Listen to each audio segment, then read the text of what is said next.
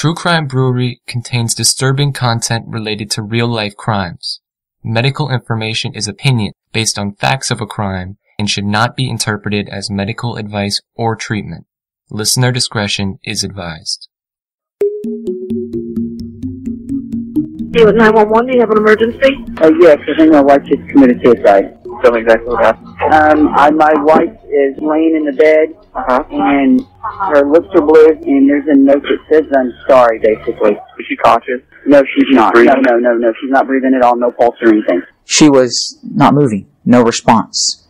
And I shake her, I call her name, and wow, what do? And I put my head to her chest and didn't see or feel her chest rising, no air coming out, felt for pulse, nothing. Those moments stay in your mind. You can't get them out.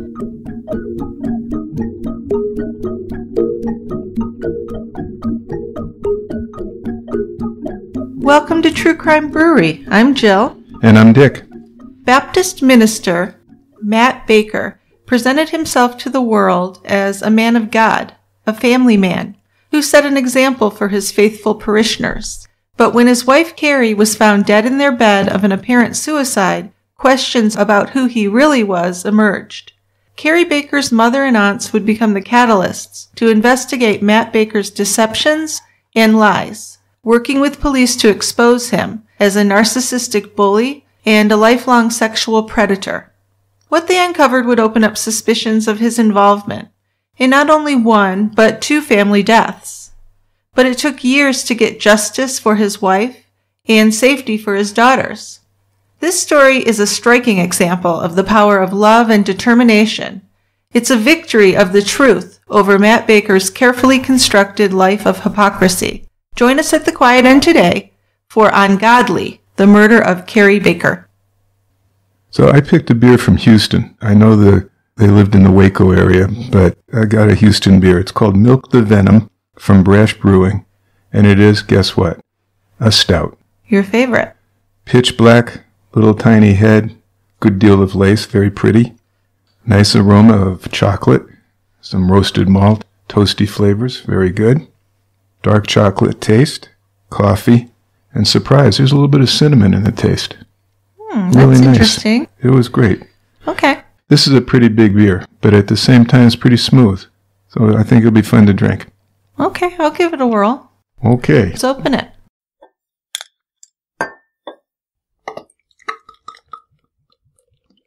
And we'll toddle off down to the quiet end. That's right. Lovely day. Windows are open. So hopefully we won't have too much background noise, but it is really a nice day. It is.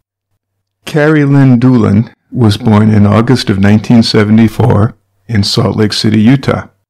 Her parents, Linda and Scott, were both students at the University of Utah. And one afternoon, while Carrie was still a baby, Linda learned that her husband had died in a motorcycle accident. So that's pretty tragic, isn't it? It was very traumatic, yeah. So she left Salt Lake City behind. Carrie and her mother relocated to Waco, Texas, so that Mom could attend Baylor University, where her younger sister, Kay, was also a student. By the mid-70s, most of the family had settled in and around the area of Waco. And at the time, that's a city of 126,000 people, and it's about an hour's drive south of Dallas. Now, Waco is a place where family values are important. Manners still matter, and people nod at each other on the streets and wave. Yeah, and it might be more well known for the Branch Davidians. Well, I think for most of us, when you talk about Waco, that's what you think of. Right. And not so much Baylor University or any of the positive things. Exactly. But it is the heart of the Bible Belt. It's really God-fearing country. Yeah, churches dominate the countryside. Now, the majority of these churches are Baptist, and they're busy places on Sunday mornings and Wednesday and Sunday evenings, when their congregations gather to sing and pray. But, just as in any community around the world, anger, greed, and jealousy sometimes peel back the wholesome facade.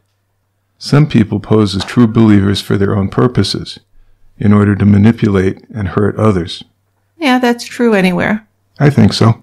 Kari knew her maternal great-grandmother, who lived until her 90s and played the organ at church. Surrounded by a conservative Christian city, Baylor is the largest of all Baptist universities. The university is Waco's epicenter of education. After her husband died, Linda moved into an apartment with her sister Kay, and she enrolled at Baylor, and she worked on her undergraduate degree in communications. As you can imagine, this was a really rough time for Linda. She was a widow with a toddler. But Kari was an absolute joy for her. She was a quirky little girl who entertained the entire family. By the time she was 4, Kari loved to sing for people. So when the family got together or they had friends over, had big dinners, Kari entertained by singing a song and kind of dancing around, putting her whole body and her personality into the performances. After Kari's father died, Linda had gone to counseling to help with her grief, and while taking her classes, she had to focus on raising Kari, of course. And in the mornings, she would drop Kari off at the First Baptist Church, where she went for daycare. So Jim Doolin came into Linda's life in 1977. Over that Christmas break, there was a fire in Linda and Kay's apartment, and they lost most of their stuff. Jim was a friend of their neighbors, and he had offered to use his pickup to help them move the things that they had left. Then soon, Linda was dating Jim. He was a Texas State Technical College graduate, and he was a member of the National Guard. So after Linda and Jim were married in June of 1979, Jim adopted Kari, and the family moved to Gatesville, which is 45 minutes from Waco, and that was closer to Jim's job. Linda taught high school journalism, she coached drama and debate, and in 1980, Linda had a son they named Adam. Now, Kari loved this little baby brother. She treated him like a doll. She liked to dress him up, carrying him around, and show him off to anyone that would come to the house. So it's a pretty happy young family here, Yeah, despite a big tragedy. A huge tragedy, and the smaller one of the fire where they lost pretty much everything. Right, exactly. So over the years, Linda continued teaching and getting her education.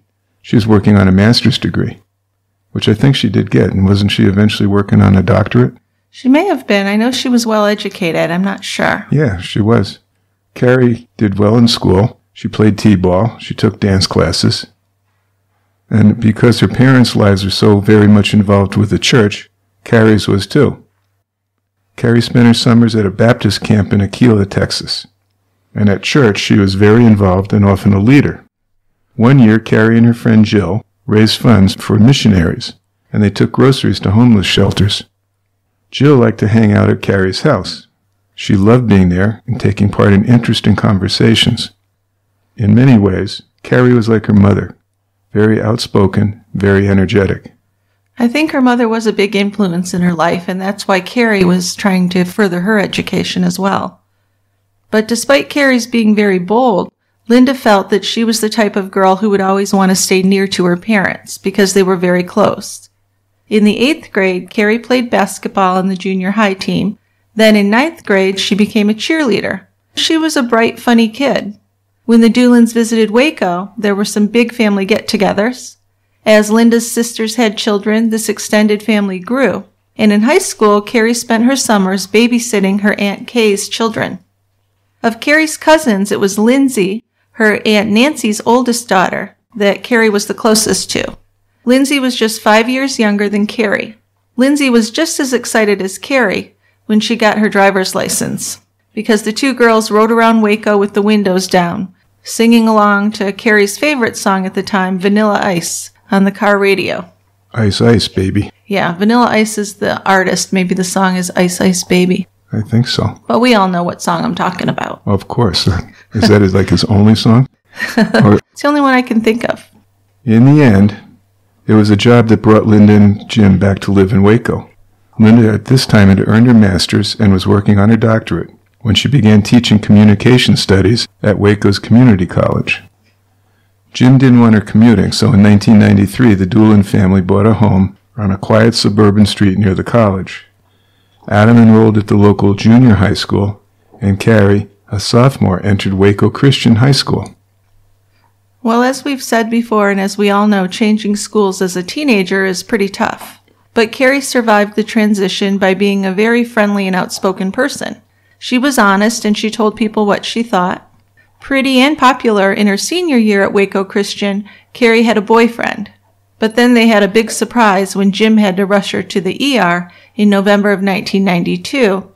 He thought she had appendicitis, but it turned out that Kari was pregnant. She had bleeding and cramping, and she had a miscarriage. But she was very ashamed and embarrassed because she's in such a religious community, the way she was raised. So her mom sent her to a counselor where she was able to deal with what had happened, and she also dealt with the loss of her biological father, which she really had never addressed in her lifetime.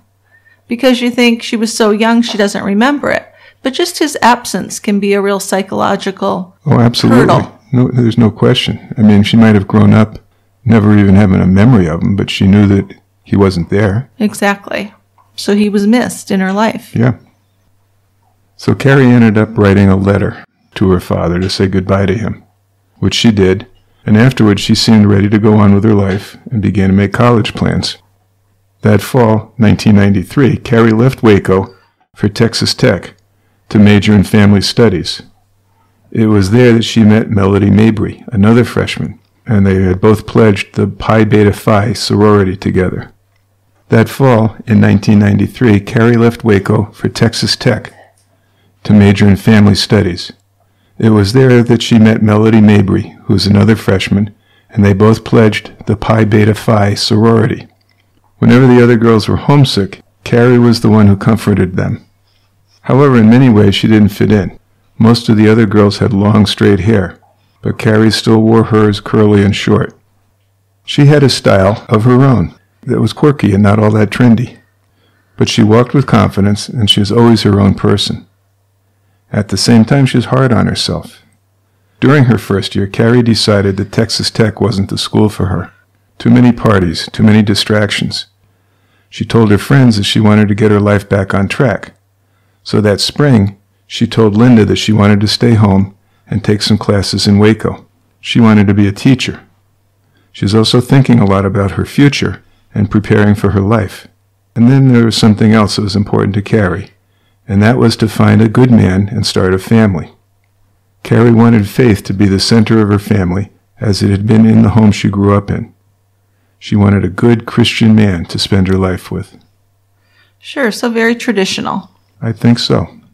So very soon she believed that she had found the perfect man. It was June 1994, and Kari began working at Waco's First Baptist Church. As a lifeguard at the church youth camp, she met a young man from Kerrville, and that was Matt Baker. The two seemed to have a lot in common. They had very similar goals, and Kari fell in love with him very quickly. To Kari, Matt was the perfect, good Christian boy. And it wasn't just Matt, but the whole Baker family that many people in Kerrville saw as the perfect Christians. Matt's parents were Oscar and Barbara, and they were Baptists, of course. They were very devoted churchgoers, and they were the kind of people who seemed to do a lot of good work in their community. So it seemed like Matt's life really revolved around the Christian principles. The Bakers went to 3 services a week, and they were involved in lots of activities.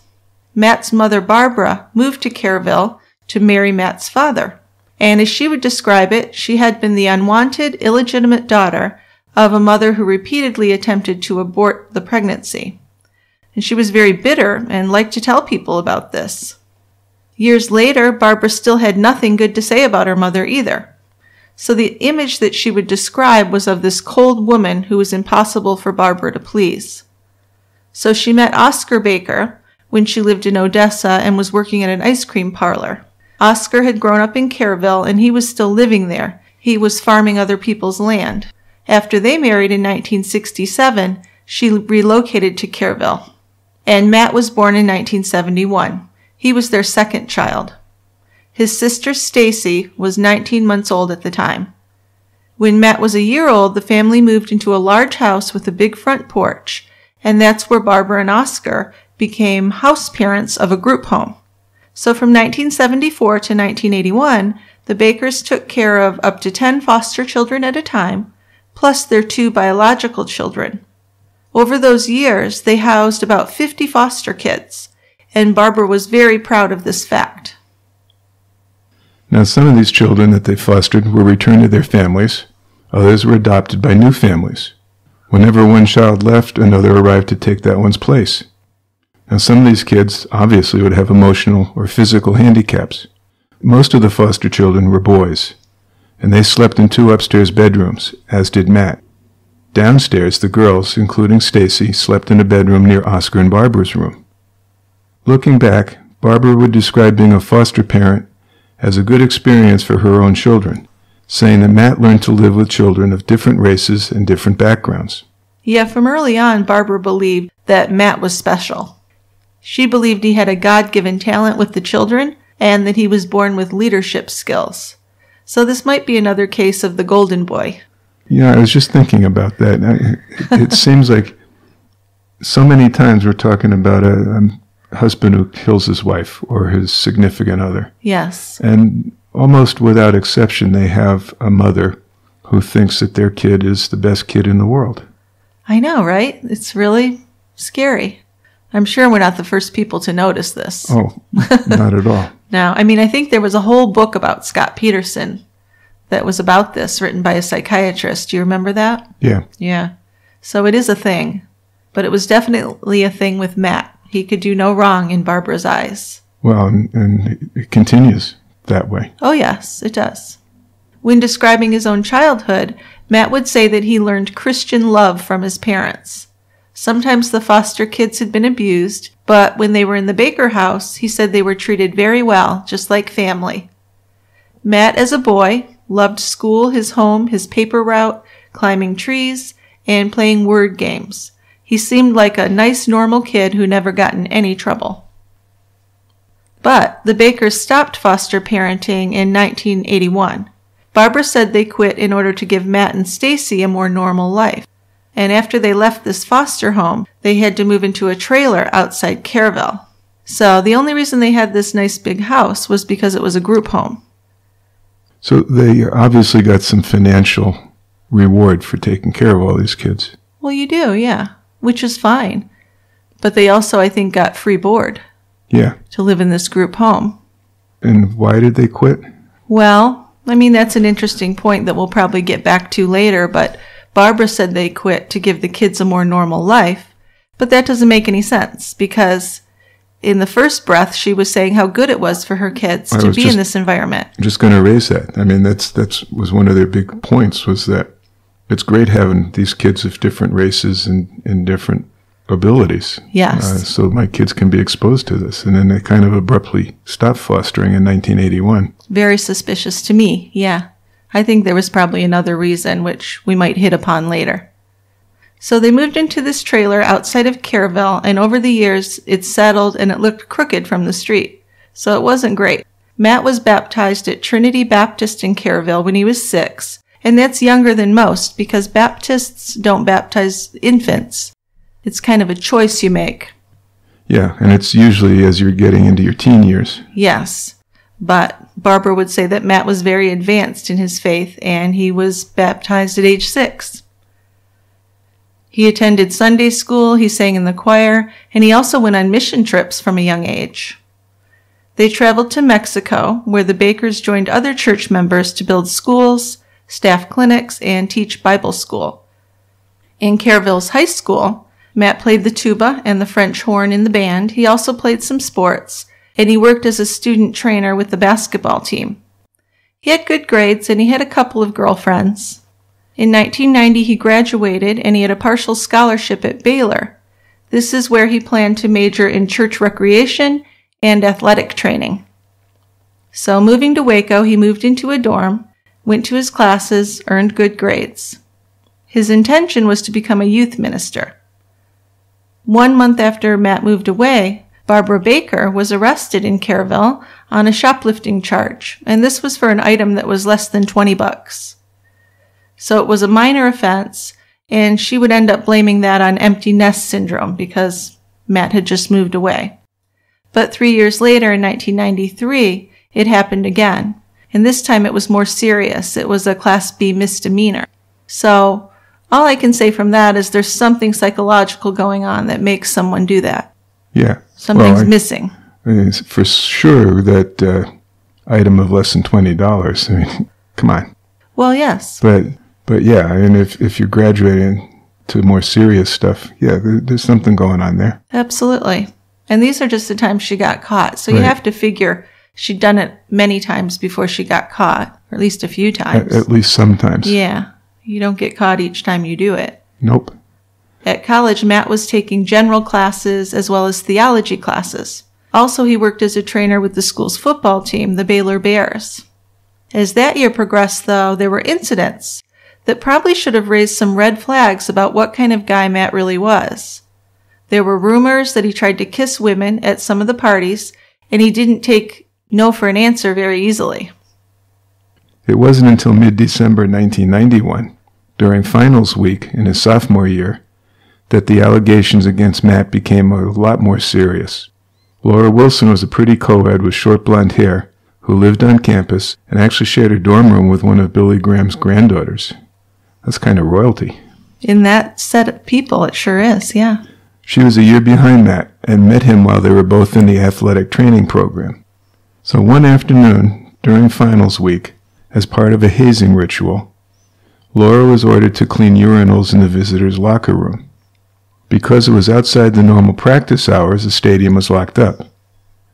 And although she was supposed to have someone working with her, she'd ended up alone. So she walked outside the stadium to get to the old training room. Matt offered to help her. But as they walked, Matt began acting strangely, poking her from behind with a broom. He kept jabbing at her. She kept telling him to stop. So they get into the locker room. She told Matt she'd clean the bathroom if he'd work on the rest of the stuff. And he agreed, and she left to get to work. Moments later, while bending over cleaning a stall, Laura felt Matt standing directly behind her. He moved in, pinned her arms behind her back, and forced himself against her, trying to kiss her. Matt lunged at her, and she again shouted for him to stop, but he picked her up and sat her on the sink. He then forced her legs open and stood between them, pushing against her while trying to kiss her. Laura bit his shoulder. Good for her. He let go long enough for her to jump off the sink and run. But Matt caught up to her from behind, wrestled her over to a bench, where he pulled her on top of him, again pushing her thighs apart. He overpowered her, using one hand to hold her arms behind her back while he fondled her. Laura screamed, but he ignored her. Then he suddenly released her, saying, "I'm done." Yeah, odd, huh? It really seemed like he was going to rape her. Well, you want my conjecture? Sure. When he suddenly released her and said, "I'm done," Yeah. he had ejaculated. You think so? Yeah. Ew. Okay. Well, she didn't say that in her statement, but maybe she didn't know. Nobody was unclothed. Not that, no, I don't believe so. Yeah. Wow. Okay. I didn't even think of that. So that's Thanks for giving me a horrible image in my mind. That's all I'm thinking. I mean, it sounded like his intent was to rape her. Yes, absolutely. Because she ran away and he went and grabbed her again. Yeah. But then to suddenly release her and saying, "I'm done." True. To me, that sounds like, well, he was getting really excited and he ejaculated and yeah. Yeah, I guess it's possible. But I don't like to think about that. So Laura reported the incident to the school and to her parents. And her parents agreed to let the university handle it. But they really didn't. For Laura, the effects of Matt Baker's attack really lingered, as you can imagine. She dropped out of athletic training and she left Baylor before the semester ended. The Baylor authorities she spoke with told her that if Matt stepped outside the lines again, he'd be forced to leave. But they didn't seem to give him any real consequences. In his version of the story, he told his mother and other people that Laura became hysterical when the lights went out unexpectedly in the locker room. So then he would say that they told him not to worry about it, and that the authorities at the school said they knew he hadn't done anything wrong. And I could see how he might even get that impression, because no one at Baylor filed a police report with the Waco PD, and he was allowed to continue at the university. He wasn't even suspended. Well, this is 20-some years ago. Yes. Maybe not so different now either, but that's another story. But yeah, things like that were handled internally. They weren't reported to police. And more often than not, the perpetrator was allowed to remain in school. Yep. It's really sad. And everything continued to go pretty well for him. Yeah, his grades were good. And the month after he was accused of the assault, no one from the university protested when he was given an internship in the recreation department at the First Baptist Church of Waco. This was a church that was associated with Baylor. Yeah, it was a good job that a lot of kids wanted. It's a plum job. Yeah. Now, the man who hired him, Jake Roberts, was one of Matt's teachers at Baylor. Now, he would later say he didn't know anything about the charges Laura Wilson had made against Matt. And he might not have. Probably no one told him, I guess. It's possible. Yeah. So Kari met Matt at First Baptist Church when she took a lifeguard position in spring of 1994. The youth camp had canoeing on the Brazos River and swimming in an above-ground pool. Nearly 300 kids in grades 1 through 6 attended. Boy, that's a busy place. Yeah. Exactly when her relationship with Matt began is unclear. But soon after she started working there, Kari seemed interested in Matt. Pretty soon they began arriving together in the morning and leaving together at night. Now, to her friends, Kari said she knew from the beginning that Matt was the one. He seemed like a good guy, active in church, and that was very appealing to Kari. Matt would say there were many things that drew him to Kari, including that she seemed upbeat and happy, and that she was a woman who loved her family. Yeah, so their first date was to a Meg Ryan movie called When a Man Loves a Woman. And in this movie, Meg portrays an alcoholic wife, and Andy Garcia is her dedicated husband. To me, that's a really weird movie to go on your first date. It is, right? It's certainly not full of uplifting emotion. No, it's not. It's kind of a drama, but it's definitely not a romance, really. No, not by any means. Although I guess if you didn't really know, the title sounds like it could be a romance movie. So that's sure. possible. Okay, Yeah. I'll buy that. Okay. But their relationship did move really quickly from there, and it was too quick in Kari's family's opinion. But Matt seemed like a decent young guy, so they went ahead and they supported Kari's wishes. Also, behind the scenes, there were things going on that the Doolins, Kari, and even Barbara, Matt's mom, didn't know about. At First Baptist, a teenage girl had complained that Matt was asking her to have sex with him. According to the girl's allegations, one day Matt tried to corner her, telling her he wanted to have intercourse. When confronted, Matt denied anything improper had happened. She said he grabbed her butt and tried to talk her into meeting with him upstairs. Matt's boss told him he needed to be more careful not to be alone with teenage girls who worked at the camp, but nothing else came of it. Well, doesn't that sound like he's defending Matt? Yeah, but then why would you tell him not to be alone with teenage girls? Because the girls are going to make stuff up? Right. Well, that's ridiculous. You know how those girls are. Yeah, right. Right? That's what it seems like. Seems very sexist. Duh. So just months after meeting Matt, Kari told her parents that they wanted to get married in August before he began his fall semester at Baylor. So they've known each other just since the summer. Yeah, it was very quick. And Kari's mom, Linda, wanted her to wait. You know, arguing. You don't really know each other well enough, which is a valid point. And they're also, what, 19, 20 years old? Very young, yep. Very young. They don't know really what they want. I know, but young love, you know, Oh, yeah. sometimes it works that way. It does. And Kari was sure that Matt was the right one. He checked all of her boxes as far as she knew. So soon, Kari was wearing a diamond engagement ring, and they were engaged. And Barbara did drive to Waco to meet Linda. So while the two mothers ate lunch, Barbara said to Linda, you know, Matt's a virgin.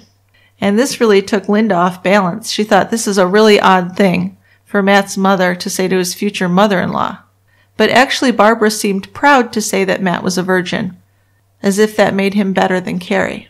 We know Kari wasn't a virgin because she'd had a pregnancy. We know that, Yeah. but I don't know that Matt and his mother knew that, right?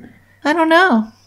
I'm not sure if they knew that. But Barbara seemed awfully proud to tell Linda about... Yeah, I would take it that way, that was a selling point for Barbara. Yeah, right. Right? Yes, exactly. So the wedding happened. And in the wedding photos, Kari looks very happy. She looks gorgeous. She thought she'd found her knight in shining armor. And at First Baptist, the minister didn't know that they were married until they told him the following week after the wedding. About this time, there were more allegations against Matt. Yeah, this time a middle-aged woman who was a custodian working in the camp claimed that Matt asked her to have sex with him. According to the woman, Matt had said, I know what it's like to be with a young woman. Now I'd like to know what it's like to be with a mature woman. Good line. She turned him down and reported him. Yeah. Now, this is the last day of the summer camp when Matt was confronted with this allegation. Matt, of course, called the woman a liar. He denied that he'd done anything improper. The minister had no proof, though, and he said that he was unwilling to ruin a young man's career based on unproven accusations. So he didn't know about the other one, or two. No. So in 1994, Kari was angry when she heard about what she described as groundless allegations against her new husband by the women at First Baptist. The rumors were rampant at the church about Matt and two women, both of whom claimed he'd approached them for sex. Throughout that summer, Kari's cousin Lindsay had also worked at First Baptist camp. When Lindsay reported the rumors to her mom, Nancy, she wasn't sure what to think, and she didn't want to start trouble by bringing up the rumors with Linda. But she and the third sister, Kay, were wondering about these rumors and wondering if maybe Kari had made a mistake marrying Matt. Yeah, so despite his sometimes strange behavior, Lindsay wasn't convinced Matt was guilty, so she stayed on Matt and Kari's side. And Kari was the one who told Linda and Jim about the accusations, and she was pretty pissed off about them. Yeah, she was indignant. Matt insisted to her that they were retaliating against him. He said that the women had flirted with him, and their claims were nothing more than revenge because he turned them down. Yeah, because he's such a prize. Matt said that he was being unfairly accused. Linda and Jim didn't know what to think, so they listened sympathetically to Kari and tried to give her their full support. Well, what else are you going to do, right? She's married to the guy. Yeah, and they don't have anything first-hand knowledge-wise. No, they don't. All they got is hearsay stuff. And they're hearing Matt's side of the story from Kari. Right, and they're hearing their daughter vehemently defend him. Exactly. So what are you going to do? You're going to support your daughter. And Matt and Kari were a very close couple. They seemed to do everything together. It got to the point where Kari's friends missed her. She didn't even hang out with her girlfriends anymore. If she did go out with a girlfriend, Matt called Kari constantly. He went everywhere she went, including going to the hairdresser's when she had her hair cut and colored. He'd sit there while she got her hair done. That's weird. I mean, unless you need a ride or something, I think it's kind of weird. I think it's very weird. Yeah. So Matt entered Baylor's Truett Seminary in order to get a master's degree in divinity. Kari was very proud of him. She adored Matt. She talked about him constantly. Between classes at Baylor, Matt continued to work part-time at First Baptist. Then after a while, no one talked about the charges against him. And when nothing more happened, it just became old news. So either he stopped soliciting for sex, or he found compliant people that had sex with him and didn't talk.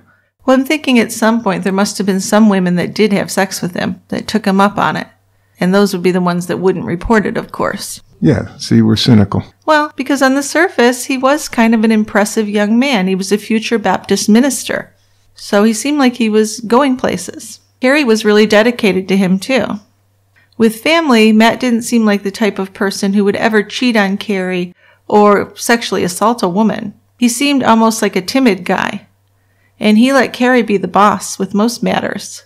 But over the years, there would be things that Linda noticed in Matt that she did wonder about. For example, he enjoyed taunting other people and teasing them, but he took himself very seriously and got angry if anyone teased or joked about anything, like his clothes or anything.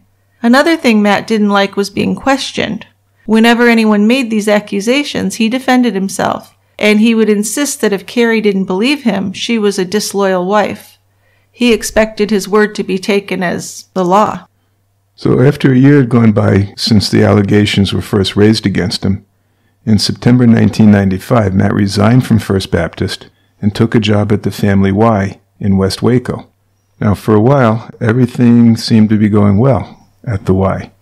Matt ran the children's after-school program. 6 months after he started at the Y in January 1996, he approached a young student worker named Jackie, and Matt suggested to her that they go to the youth recreation room to work on the receipts. Then moments later in the recreation room, he came up from behind Jackie and groped her breast. When she fought, he grabbed her hand and forced it into his pants on top of his penis. He pushed her against the wall. He said, "I want to fuck you right here, right now." Now, at that very moment the phone rang, Matt let her go. The following week, Jackie left for college without reporting to anyone what had happened. No, but she would come back and report it later. In April of 1996, Kari and Matt's daughter Kenzie was born. And Kenzie wasn't an easy baby. She had colic her first few months. But Kari was a really doting mom. She liked to dress her little girl up and pin her hair up in bows. And that June, complaints were filed at the Y. This was 3 teenage girls who said that Matt had made unwanted advances. And the reports were all similar. They described sexual confrontations where Matt pressured them to have sex with him. And Matt didn't back off even after he was turned down. So I think the fact that there's 3 teens complaining should have really given them pause, because they all had similar stories. It's not just one girl. Right. Well, and then one of the early victim, Jackie, returned from college, and she was working at the Y, and she heard what had happened to the other girls, so she decided to add her viewpoints to the administration. Yeah, so she told them her story as well. So we got 4 girls now. Mm-hmm. And after she described what had happened, she was asked to document what had happened. So in June 1996, the Y's administrator called Matt in to discuss these allegations. And Matt never denied the claims, and he was fired. In his termination letter, which was effective immediately, it pinpointed the cause of his dismissal as a lack of performance of job duties in a professional and effective manner, and display of poor attitude toward responsibilities of his position, and lack of a positive influence and direction of supervised staff. Also, it mentioned that there was inappropriate behavior toward female staff members. So, what did Matt tell Kari when this happened? Well, he probably told her what she told Linda about the incident. Matt was trying to counsel the girls against becoming sexually active, and they just simply misinterpreted his intentions. Well, that doesn't even make sense. Well, it's the best I could come up with at the time. Right, I guess so. Now, in his version, Matt's only mistake was attempting to help the young women. After he was terminated, Matt applied for unemployment insurance, but the administrators at the Family Y successfully fought his request, and he was denied.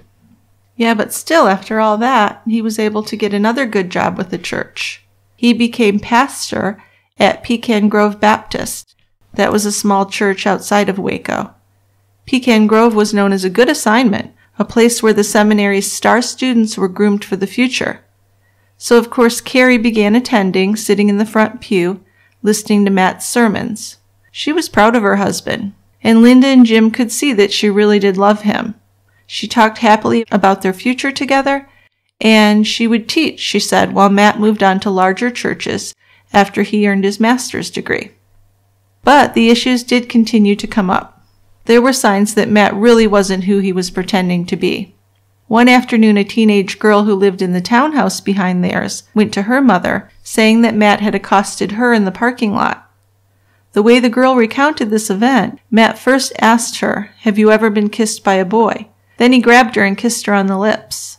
This mother was a friend of Kari's Aunt Nancy, and she told her what happened. But the mother then said, "I don't know, she's a teenager and she sometimes exaggerates. So I don't know what to think." So she kind of dismissed it. But Nancy didn't. She thought back to what she already knew about Matt and about how her own daughters, Amy and Lindsay, felt really uncomfortable around him. They never wanted to be alone with him. Nancy called Linda to tell her about this, and Linda relayed the conversation to Kari. And then Kari, of course, became immediately angry with the girl, not Matt, and she insisted that the girl was lying. Yeah, so she goes next door and pounds on the door, and Matt's standing behind her, saying nothing. Kari defended him. Now this would become a pattern for Kari. Whenever evidence of Matt Baker's dark side appeared, Kari would not only turn a blind eye, but she'd defend him. He would hang back and let her argue for him. And because she believed in him completely, she could be very persuasive. Absolutely. So let's just take a short break here for our wonderful sponsors who help make everything possible for True Crime Brewery.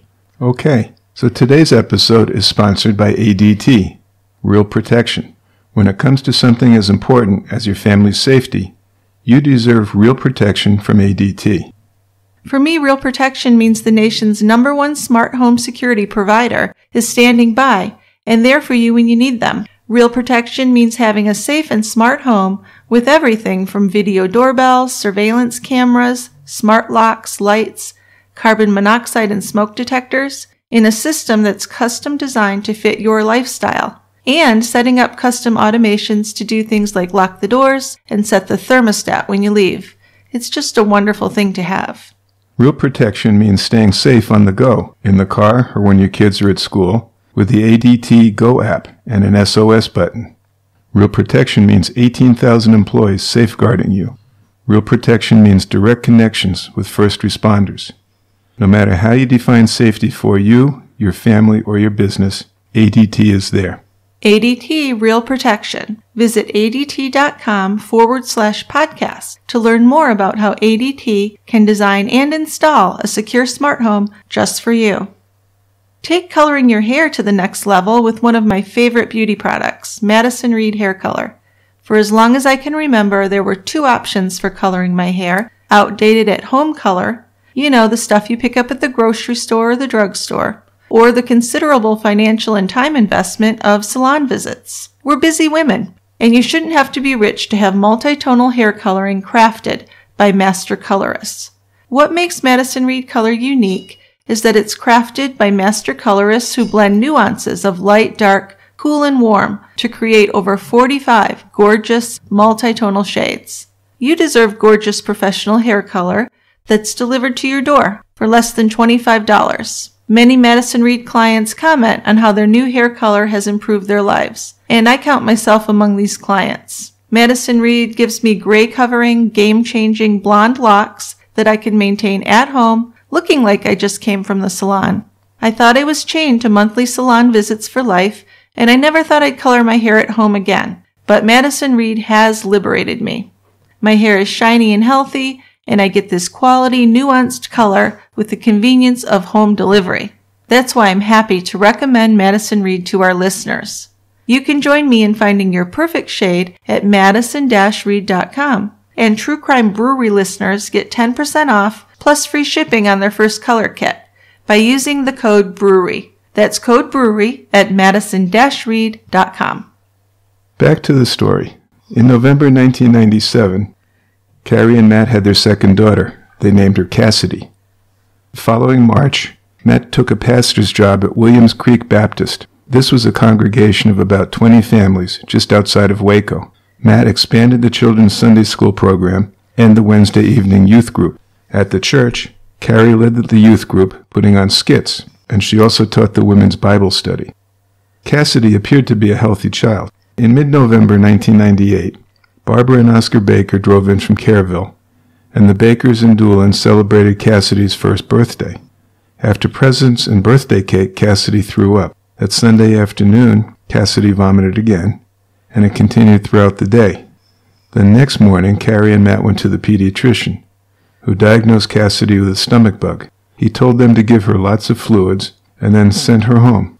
But Cassidy didn't improve. 2 days later, on Wednesday, Matt and Kari brought Cassidy back to the doctor, who again diagnosed her with a stomach bug. So on Friday, Matt and Kari took Cassidy to Hillcrest Baptist Medical Center's emergency room. The doctor explained that he was worried that the baby was dehydrated, and he told Matt and Kari that he wanted Cassidy admitted to the hospital for an IV to get some fluids. Because, we're talking about almost a week of vomiting. Yes, which is kind of unusual, right? That's a long time. Yeah, I mean, a day or so usually. Yeah, after a couple of days, they usually get the IV fluids because they can dehydrate so quickly, right? And I think at this point, she couldn't even sit up on her own. Yeah, she was pretty ill. So she was pretty down. In her hospital room, Cassidy suddenly had a grand mal seizure. After a lumbar puncture had ruled out meningitis, she went for an MRI of the brain. And Linda, Kari's mom, arrived at the hospital just in time to hear that Cassidy had a tumor at the base of her brain. It was growing, and it would be life-threatening. To save her, they'd have to operate quickly. Yeah, so of course they had to transfer her to a large children's hospital because surgery on a 1-year-old, pretty dangerous. No kidding. Yeah, we need to be at a place that's a pretty big medical center with a pediatric neurosurgeon. Well, in January, she was still in the pediatric ICU after her surgery, and some of those who visited said they often found Matt in the waiting area or outside in the hallway, while it was Kari who stayed at Cassidy's bedside. To some, it even seemed that he was enjoying the attention he was getting from others as they tried to comfort him. When asked, he'd go into detail about Cassidy's condition in an almost clinical way, then talk about all that he was doing to help. Cassidy actually spent 43 days in the pediatric ICU. That's extraordinary. That certainly is. As her time in the ICU ended, she appeared to be turning the corner. Her condition was stable, and she was transferred into the tracheotomy unit. That was a step-down unit, but the patients are still pretty serious. With the baby improving, Kari began to seem more relaxed. In late February, Matt and Kari drove home from Fort Worth with Cassidy. She was released. Now, she still had a trach in her throat and a feeding tube in her belly, and both of the parents were taught how to clean and maintain them. They also had an alarm to warn them if Cassidy stopped breathing. The doctor said it would be a couple of months before both tubes would be removed, and Cassidy would be breathing and eating completely on her own. So good prognosis. Yeah, it sounds like she was going to be okay eventually. Yes. During the day, a home health nurse watched over Cassidy so that Kari and Matt could go back to their classes. And whenever she was in bed, Cassidy was supposed to be wearing an apnea monitor. Now, on March 21st, Kari called 911 because Cassidy wasn't breathing. Why wasn't she wearing the monitor? Matt would later say that they often left it off at night. What Kari told other people was that Matt said Cassidy didn't need it. So I think one of Kari's downfalls was how much she listened to Matt. She put way too much faith in him. She really did. Now, before going to bed that fateful night, Matt and Kari checked on their two girls. At midnight, for some unknown reason, Matt went back to the girls' bedroom and checked on them again. And just 9 minutes later, he returned a third time to check on them again. Since the monitor wasn't attached, no alarm had sounded, but Cassidy wasn't breathing. Yeah, when describing this terrible night, Kari would later say that she heard Matt screaming and she rushed to call 911. Matt did CPR using a bag to push oxygen through the trach. But Kari never went into Cassidy's bedroom that night and didn't see what he was doing. What she told others was that Matt ordered her not to go into the nursery. Kari and Matt ended up following the ambulance to the hospital, and after attempting to resuscitate Cassidy, the doctor turned to the family and said, "There's nothing else we can do." Cassidy had died. And this was just the worst thing that ever happened to Kari, of course. She screamed. She was devastated. On the day of Cassidy's death, Kari left a message for the oncologist who had treated Cassidy. And the physician had worked with Cassidy to try and give her a chance to live after she was diagnosed with this tumor. And she felt that the treatment had been successful. She'd sent Cassidy home with the expectation of a healthy future. So when the doctor called Kari back, Linda was standing with Kari in Cassidy's room, and she overheard the phone conversation. Kari was crying, explaining that her daughter had died. But the oncologist didn't respond like they expected she would. The doctor said Cassidy wasn't supposed to die. How could she be dead? And she told Kari, "There's something wrong here. I'm going to call Children's Protective Services." So this was shocking.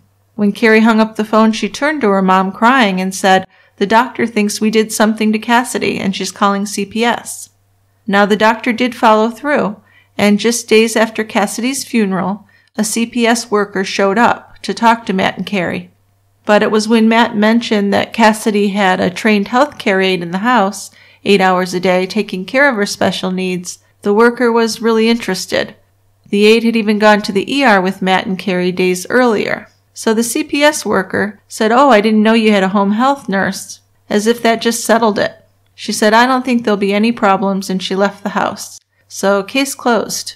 Yeah, and that's something on CPS. They failed to adequately investigate that. Which I'm sure happens, unfortunately. I'm sure it does. But I applaud the oncologist who didn't think there was a viable reason for this baby to die. And didn't hesitate to call. And didn't hesitate to call CPS. And then CPS, to my thinking, just dropped the ball. I know. And I just wonder, did it have something to do with him being a preacher? Because this is a Bible Belt, and preachers are respected. Yeah, and I guess, once the CPS worker found out that they had home health involved, that was the end of the story. Yeah, but home health wasn't there when the incident happened, when the girl died. Yeah. So that's what I don't understand. But I think it would have been tougher for them if they hadn't had home health and it was just Kari and Matt taking care of the baby. Maybe, yeah. I still don't think that's a reason to close the case. I know you don't either. I don't either. No. Matt would later say that CPS had a claim we didn't take care of Cassidy properly, and the woman was checking on us to see if Kenzie was okay. She interviewed us, me and Kari, but she didn't find anything wrong. She never did anything. Yeah, so he blew it off too. Right, exactly. But Kari, she really mourned for her daughter, of course, crying with family and friends and seeking counseling. But there was more going on in Kari's life that made things difficult. She called Linda one day very upset. She said that someone stole their debit card and charged phone sex and porn on the internet. She'd found the charges when she looked at their account, trying to figure out why it had been overdrawn. And when she went and told Matt that their bank account had been emptied out by phone sex and porn charges, he claimed someone had stolen his debit card and that they must have used it on the internet. And like she always did, Kari believed him. So that day, distraught and angry, she marched into the bank. She introduced herself to the manager, explaining that the charges were fraudulent. She hadn't bought porn, and her husband, a Baptist minister, certainly hadn't. So the bank manager didn't argue with this. They refunded the money, and Matt just let Kari take care of that for him. Once again. But I like the argument that my husband's a Baptist minister and he couldn't possibly be doing porn. I know, right? Like that's mutually exclusive. So in July 2000, just about a year after Cassidy's death, Kari gave birth to a third daughter, and they named her Grace. Kari was obviously very anxious, but Grace was a beautiful, chubby baby who turned out to have no health problems. Matt ended up taking a job in Dallas. He wasn't fired from his church in Waco, but they seemed ready for him to leave. The Dallas church was Northlake Baptist. It had been built for a congregation of 400 or more, but over the years its membership had dwindled, and at the time Matt was hired, attendance at Sunday services was around 70. That's quite a decline. Yeah, they needed someone to boost things. Well, we need this young, energetic guy who's going to revitalize our church. Yes, and also Kari, she helped. Soon after arriving, Kari began working as the music minister. At first, Kari was really homesick, but she and Matt made friends among the church members, and those friends included Jill and Stephen Hotz. Jill taught and coached drama in one of Dallas's tougher schools. At Northlake, Kari organized the volunteers who staffed the Vacation Bible School. Matt and Kari bought a house in Mesquite, a suburb about half an hour from the church. When a second-grade slot opened up at Lake Highlands Elementary School, where their daughter Kenzie was in kindergarten, Kari applied for it and she was hired. Now, as Kari got to know Jill better, she started to confide in her. Jill and her husband had thought that Kari and Matt were well matched. Once Matt talked to them about the foster home his parents ran, and he said, "The saddest day in my life was the day I realized the Bakers were my real parents." So that was bizarre. But when Barbara and Oscar did visit, things seemed okay and they seemed really proud of their son. Well, sure. But Matt would say that Kari's parents were more like parents to him than his own parents were. And I'm not sure where he was coming from with that. The Bakers rarely visited, but Kari's family visited often, so that could be part of it. From what Jill saw, it seemed like they had a really good relationship with their son-in-law. And that was something that Matt confirmed because he said, "I think of the Doolins as my parents. They're closer to me than my own parents." But, as there had been at the other churches, problems began for Matt at Northlake. The complaints multiplied, and as always, Kari defended Matt. She spent most of her time arguing and standing up for her husband. By early 2005, Matt had a new job with the Texas Youth Commission, where he would coordinate volunteers and community relations.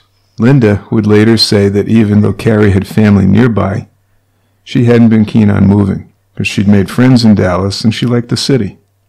And she was also locked into a contract to teach through that May, and Kenzie was in school there. So Matt moved into Linda and Jim's spare bedroom, while Kari and the girls stayed in Dallas to finish the school year. All the turmoil in her life certainly appeared to be taking a toll on Kari. That year, she'd put on a lot of weight, and now she was nearly 200 pounds. She is still a pretty woman, stylish, with bright blonde hair now cut into a short, spiky style. Moving again was expensive, and that spring, Kari asked Linda to add Matt and her to their cell phone on the family plan, and Linda agreed. And this will be important later on because this is where we get a lot of information about what was really going on, is by getting his phone records. Right. Now, Matt didn't like his job at the Texas Youth Commission, and he started looking around for something better. Then in March, he heard about a chaplain's job at the Waco Center for Youth.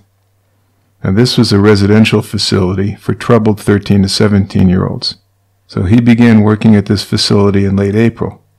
His job included Sunday afternoon chapel services, Bible studies, and counseling. So at first, Matt and Kari moved into a house that wasn't very far from the highway, but then they relocated again, this time to a one-story brick home in Hewitt, Texas, and that's another subdivision outside of Waco. The house was just a 20-minute drive from Kari's parents' house, and Kari was offered a third-grade teaching position at the Spring Valley Elementary, which was less than half a mile away, and that's where her daughters Grace and Kenzie would start school that fall. That spring, another opportunity opened up. This was a full-time teaching position at Tarleton State. Linda, who was a college professor herself, talked to Kari about it, pointing out that college jobs are pretty scarce. But Kari wanted to be near her girls, so she decided to take the elementary school job and save being a college professor for when she was older and her kids were older, which seemed like a reasonable decision. I mean, it's very convenient to work where your kids are in school. Absolutely. Helps. Then in 2005, Crossroads Baptist, which was a rural church the Doolins attended, was in search of a pastor. Jim went to a meeting and asked the other deacons to interview Matt, and that October, Crossroads hired Matt as their pastor. As she had at the other churches, Kari pitched in, teaching Sunday school and leading Bible studies. A new member began attending church that summer. Vanessa Bowles was 23 years old, beautiful, in the midst of a divorce, and the mother of an infant daughter named Lily. Vanessa's father was Larry Bowles, who was Crossroads' music minister, and his wife Cheryl was a high school teacher. Yeah, in December that year, Vanessa's divorce became final, and the order of her divorce said there was a child born during the marriage that was not a child of the marriage. I mean, long story short, she got pregnant by someone else during the marriage. Yes, he was not the father of their child. When Matt and Kari Baker met Vanessa, she and Lily lived with their parents, and Vanessa was taking classes in the evenings. She was working on a degree in education. At a Crossroads potluck supper, Vanessa Bowles talked on the phone with a friend, and she was saying, "Oh, a new guy is calling me. You know, I'm getting a divorce and I can date again now." After he heard that, Matt Baker motioned for her to follow him into a hallway, and when they were away from other people, he said, "Will you date your pastor?" Then he proceeded to tell her he'd had a vasectomy, so she didn't have to worry about him getting her pregnant. He also added that he had no STDs, so there's a bonus. Such a great pickup line, isn't it? Yeah. When Vanessa asked him if he'd cheated on his wife before, he said yes, and he told her that Kari was just basically clueless. And while not knowing about Matt's relationship with Vanessa, Kari had picked up that something had changed in her marriage, and she began feeling a little bit estranged from Matt.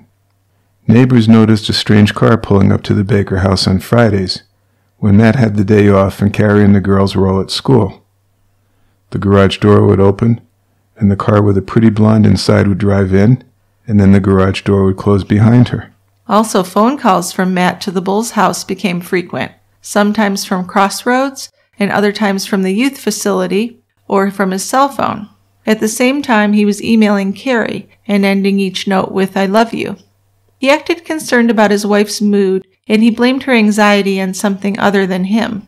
That March, the day before the 7th anniversary of Cassidy's death, Matt emailed Kari at school. He said, "Do you want to do anything special tonight? How about a chocolate shake with even more chocolate syrup? Just joking. Love you."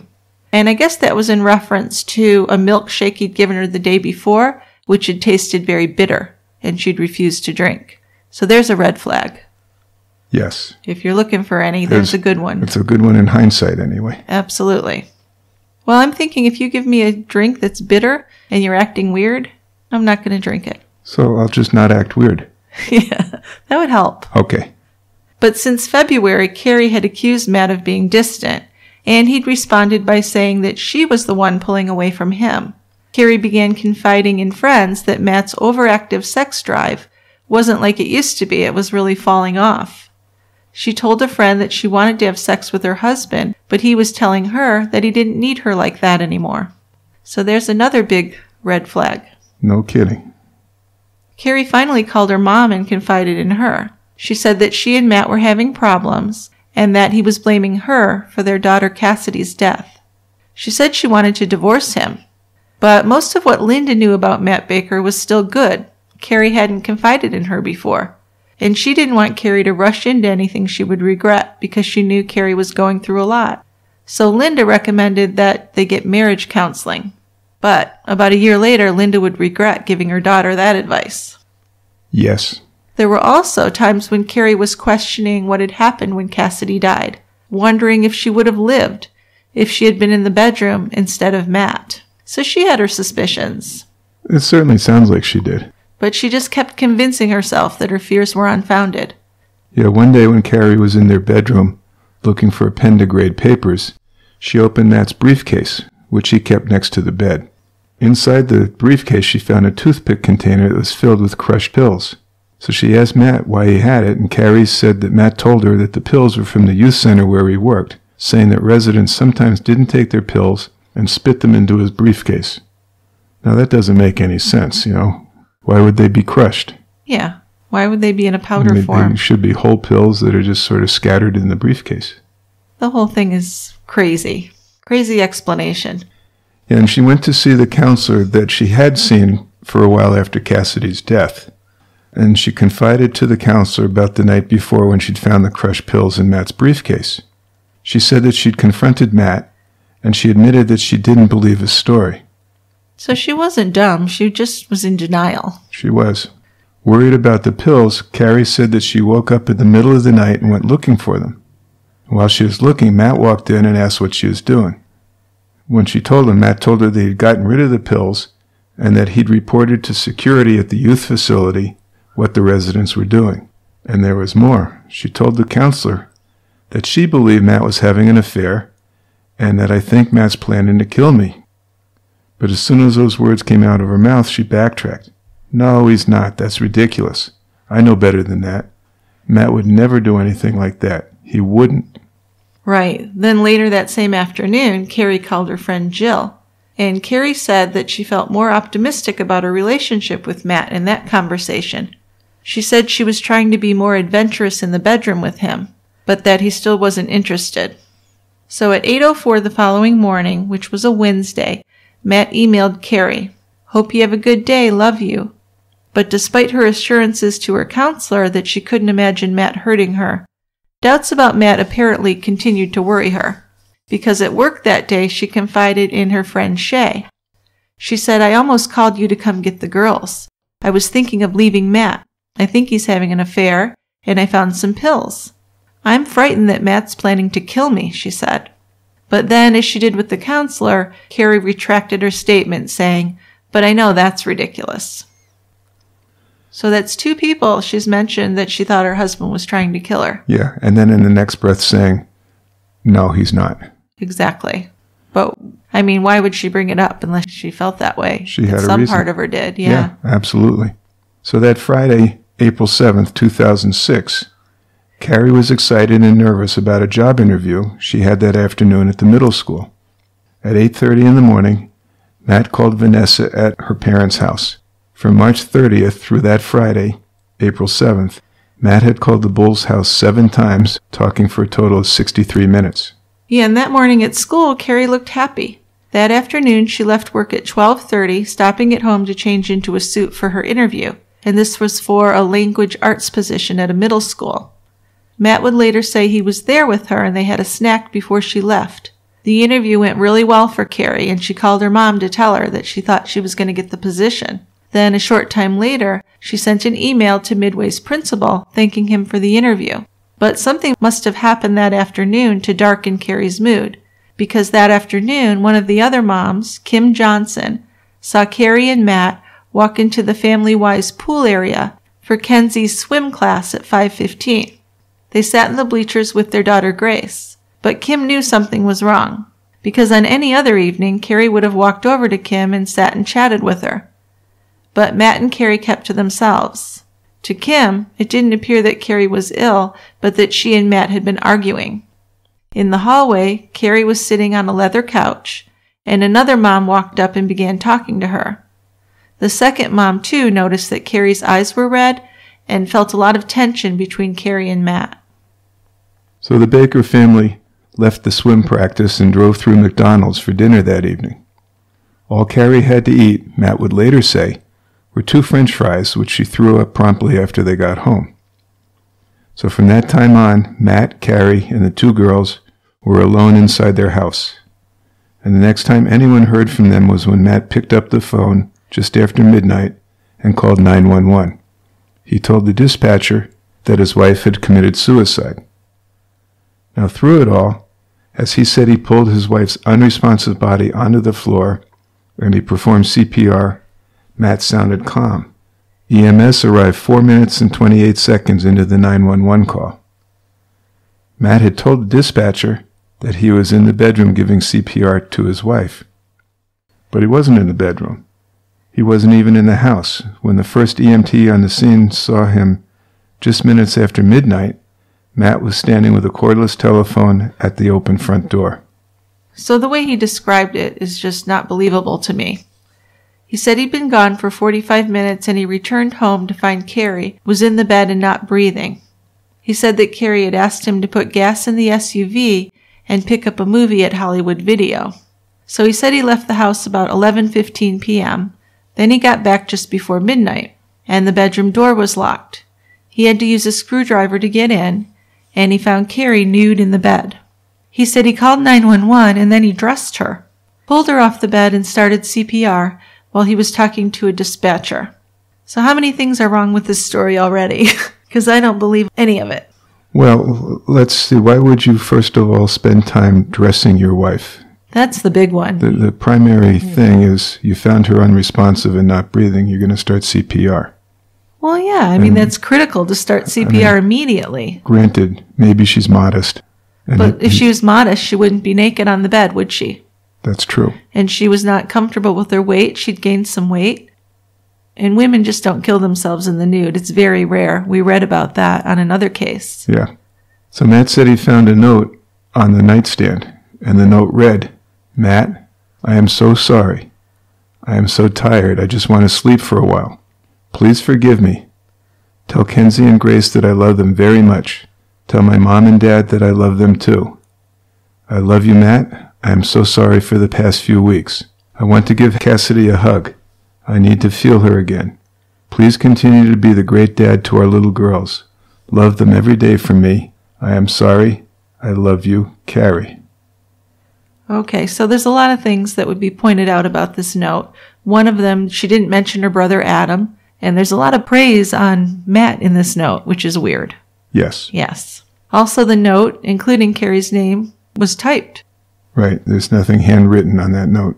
And beside the note, there is a Unisom bottle with only 2 pills left. Matt said that Kari was on weight loss pills and that she took a Unisom every night to sleep, something she'd done ever since their daughter's death. He also mentioned that Kari had been drinking that night. He estimated that she'd had 2 Bartles and James fuzzy navel wine coolers. 2 empty bottles sat near the Unisom bottle and the suicide note on the nightstand. So the phone rang at Jim and Linda Doolin's house a little after midnight. I think it was 12:08. And they were told that there'd been an accident at their daughter's house. A dispatcher called them because Matt requested that someone call them and let them know. So they were told that they needed to go to the house. Minutes later, Linda and Jim were in the car. And from the car, Linda called Matt. When he answered, Linda asked, "What's going on? What's wrong with Kari?" And he said they're working on her. She's not breathing. After he hung up, Linda called her sister Nancy and said, "We're on the way to Kari's. There's been an accident." At the Baker's house, Hewitt PD officers arrived. On the bedroom floor, 2 EMTs were trying to do CPR. When they felt Kari's body, it was cool, though, and they noticed a purplish coloring to her hands and back.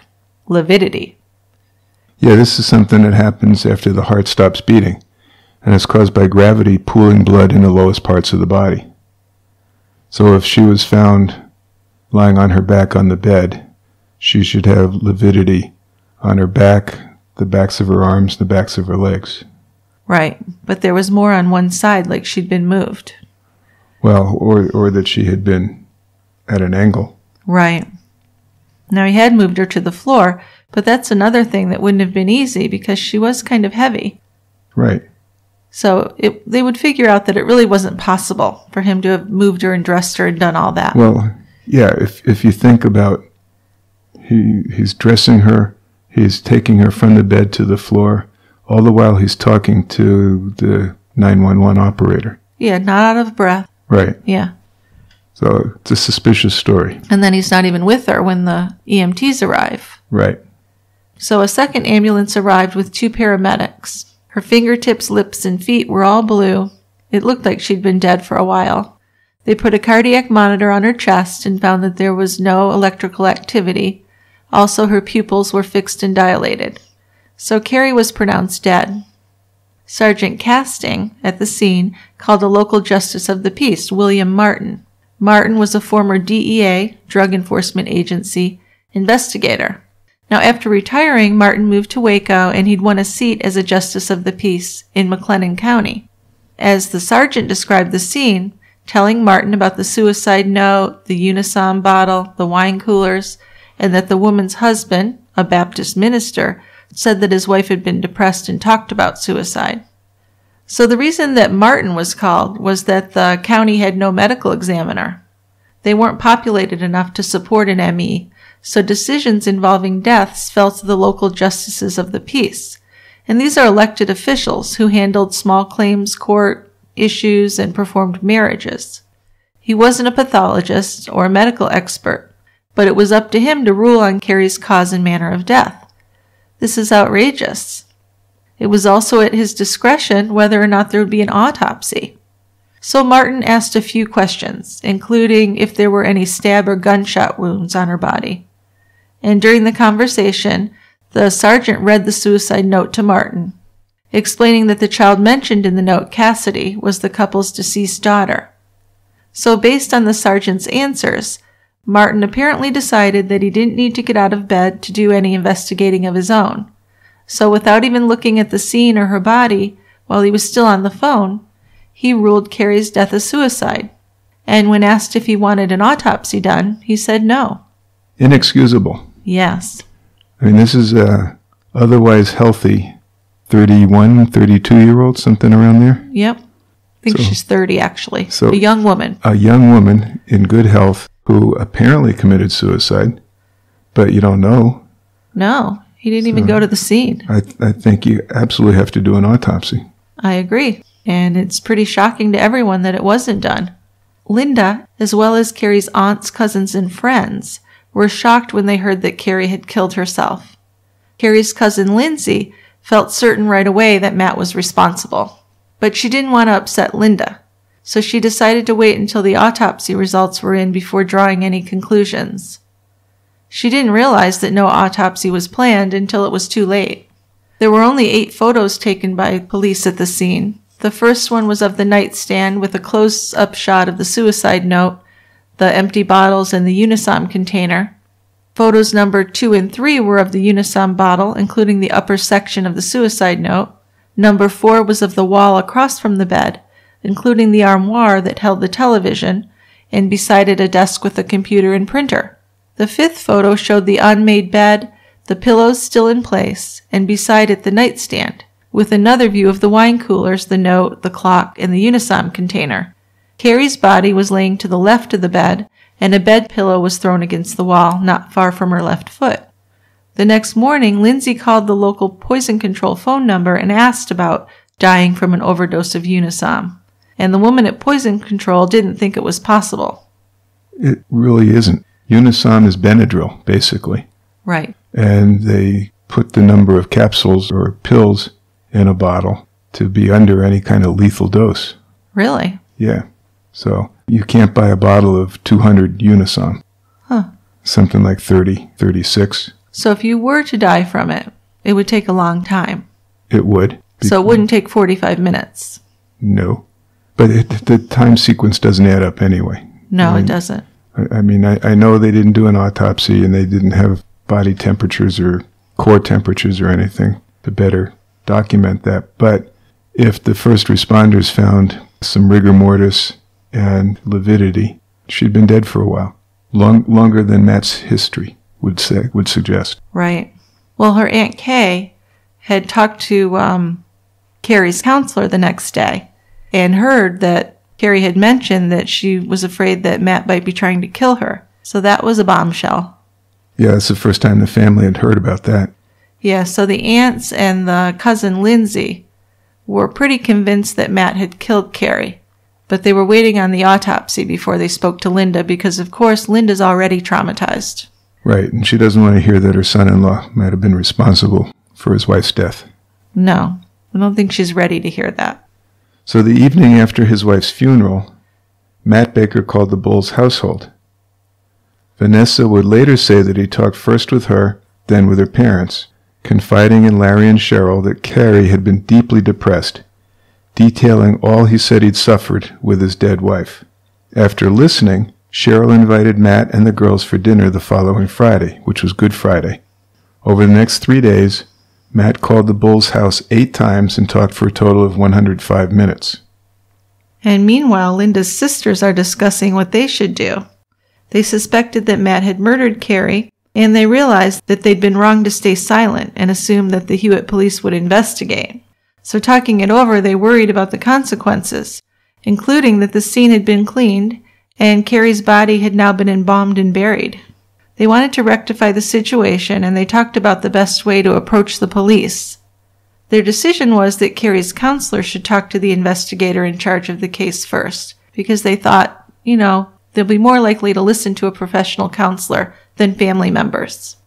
When the counselor met with the investigator, she told him what Kari had said at their final session, including her suspicions about an affair and that Matt was trying to kill her. But the investigator's response really wasn't what she expected. After hearing about the meeting, Kari's Aunt Kay called the police department and talked to the sergeant on the phone, and she got right to the point. She said, "I think Matt Baker had something to do with my niece's death." But as she would remember the conversation, the sergeant simply replied, "We don't have any evidence of foul play." So they're not going to look into it. They have a cause of death. It's all closed. They Yes. don't need to. And I think there's a murder in Hewitt, at least during this time, every 7 to 8 years. Right. So they virtually never investigate murders. Not at all. So Matt, good old Matt, he soon began to talk resentfully of Kari. He called her a bad mother, a bad wife, and he said that their marriage had ended years earlier. He even described her as a dark cloud that hovered over the house, and said that now she was gone, the girls were happier. So that's outrageous. Isn't it? It's stupid, too. Well, And it's making him look more guilty. we never put him forth as a genius, No. other than his mother.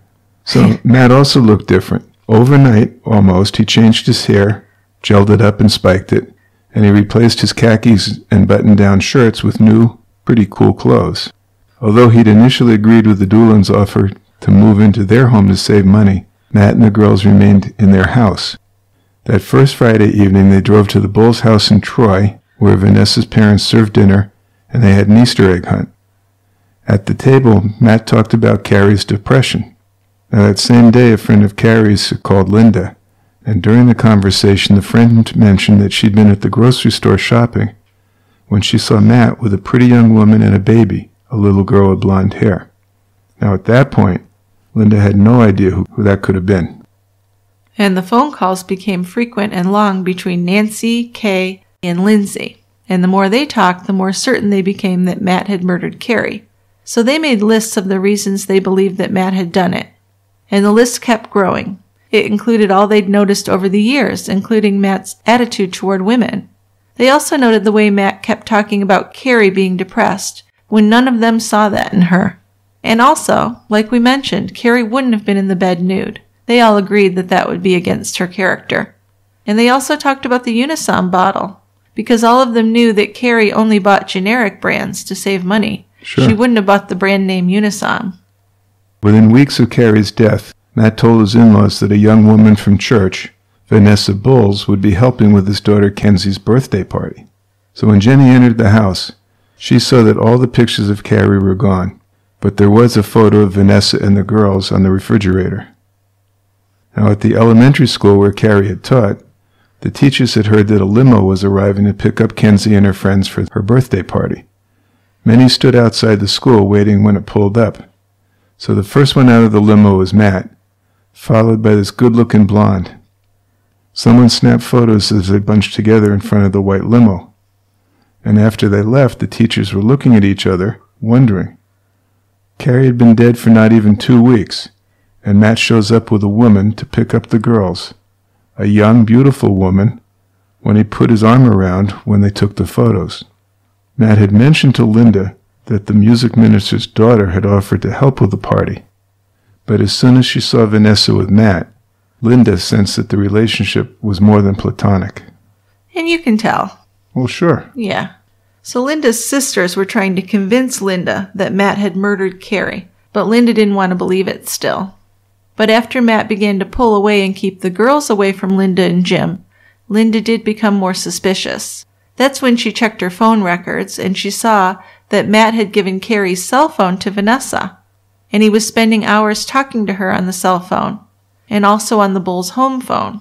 Matt and Vanessa were also seen shopping for engagement rings just 2 weeks after the funeral.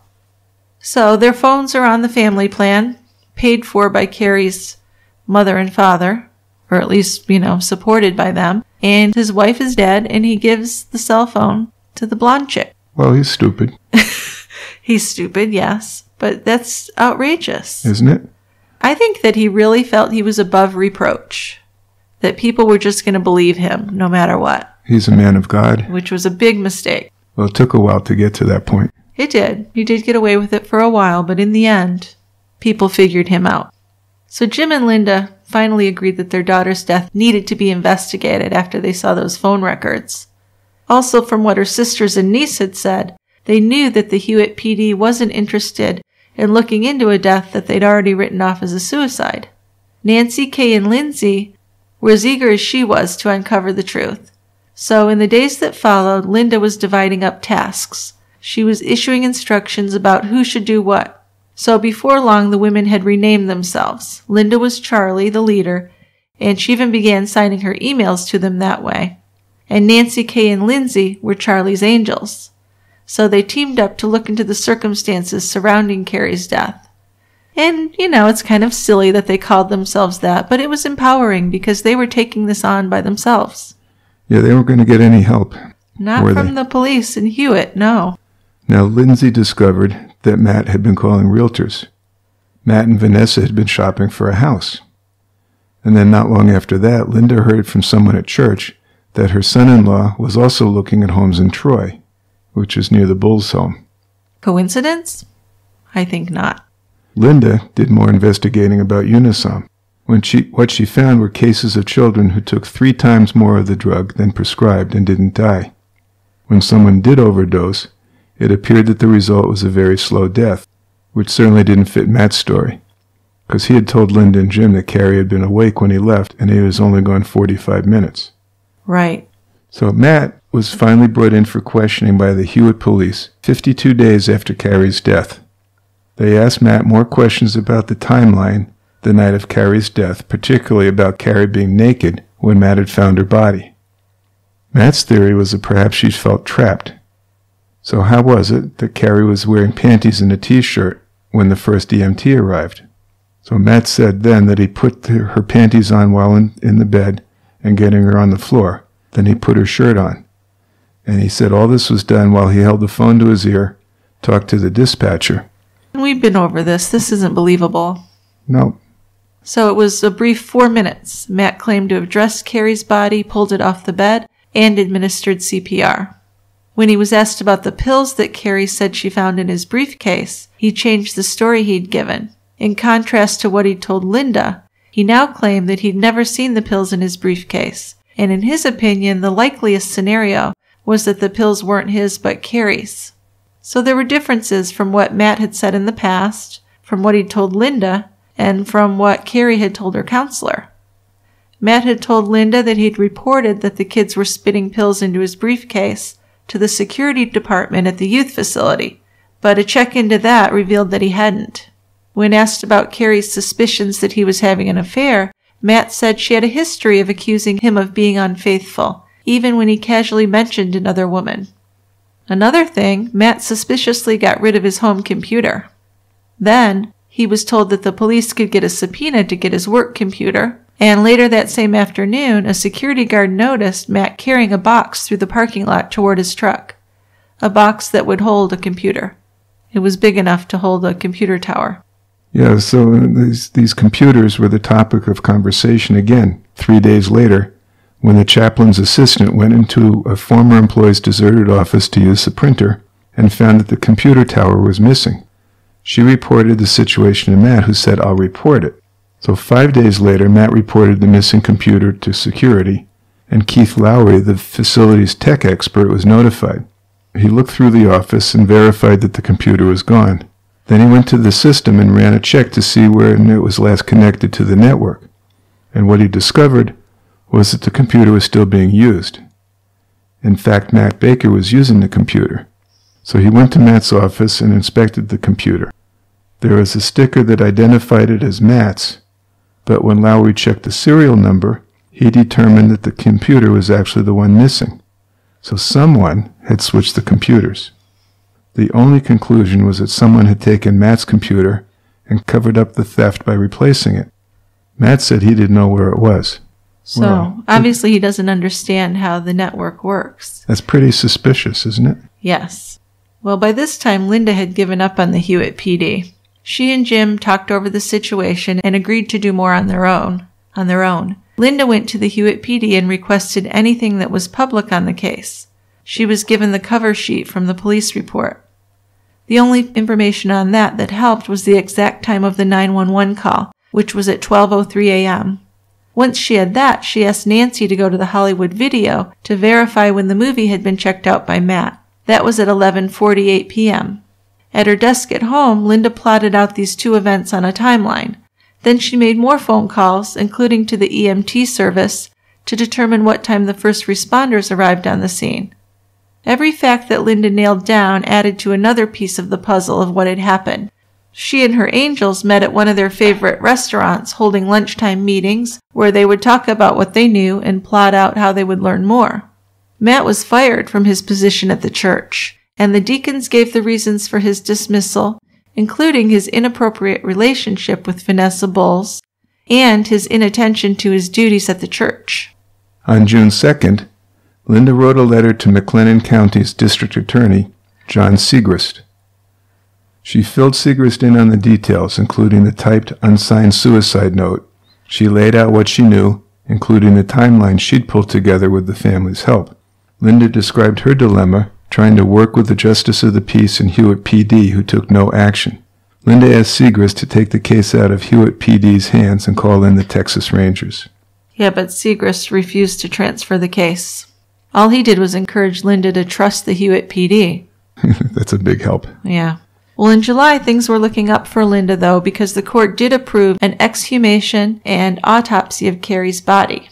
Kari's body had been embalmed, so toxicology tests had to be done on muscle tissue instead of blood. And I think they're not as accurate then, right? No, they're not. I mean, you can find traces or amounts of it, but you can't get a good level. Well, in her muscle tissue, they did find traces of phentermine, which is a diet drug she was taking, and the diphenhydramine, which is the Unisom, Benadryl, and something else, something that Kari Baker didn't have a prescription for. And this was a drug that she wasn't known to take. That was Zolpidem, which is better known as Ambien. Cheryl Bowles, Vanessa's mother, had a prescription for Ambien. So maybe Vanessa gave Matt some Ambien. We don't know where it came from. There was some investigation where he'd gone to a buying drugs online site and put some Ambien in the cart, but he'd never followed through with the purchase. He didn't close it, right. So Kari had not died of an overdose. She had not vomited and aspirated. There did appear to be some bruising on her nose and lips in the scene in autopsy photos. There did appear to be bruising on Kari's nose and lips, photographs at the scene, and autopsy photos. This type of injury suggested that Kari might have first been drugged, then smothered. So a wrongful death suit was brought by Linda and Jim on behalf of their granddaughters, Kenzie and Grace, and that was filed on the last day of July 2006. Vanessa Bowles was interviewed by police after a new detective was assigned to Kari's case. After she was threatened with being prosecuted herself, she was brought in to testify to a grand jury. Yeah, Vanessa was offered testimonial immunity, which guaranteed that her grand jury testimony couldn't be used against her. The grand jurors listened as she admitted a certain extent of the relationship. Then she was asked the most important question: did Matt Baker ever tell you anything about his wife's death? So they were quite shocked because she came right out and said, "He told me that he killed her to be with me." Bombshell. Yeah, big breakthrough. That same afternoon, the grand jury returned an indictment on the charge of murder against Matt Baker. So in March 2009, nearly 3 years after Kari's death, he turned himself in on a charge of murder based on an indictment stating that he drugged and then suffocated his wife. There was a bond set at $500,000. 2 weeks later, his bond was reduced to $250,000. So he was able to post bond, and he was released to await his trial. Vanessa was interviewed again by police, and she really opened up, telling the details of how her affair with Matt began months before Kari's death.